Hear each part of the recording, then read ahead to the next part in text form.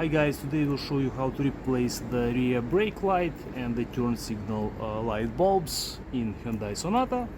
Inside the trunk you will see this cover. You simply need to pull it off like this. So the top one is the one that this is our brake light bulb. To remove it you have to simply press and turn like this.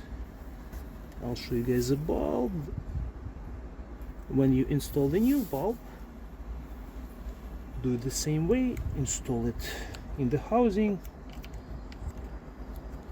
push and turn again, push and turn to open, push and turn to insert, then put it back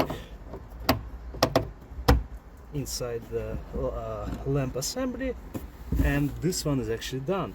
As for the turn signal bulb, it's located a little lower, and the idea is exactly the same. All you have to do is turn counterclockwise, and this is our rear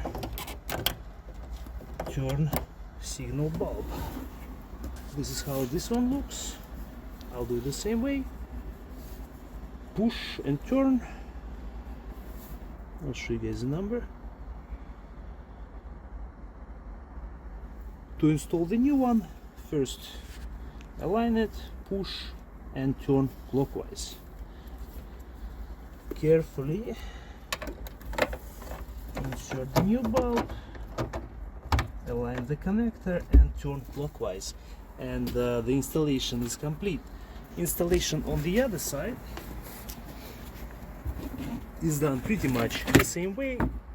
Again, you have the brake light bulb and the rear turn signal light bulb. The replacement is complete. Again, this is our turn signal bulb, our stop light bulb.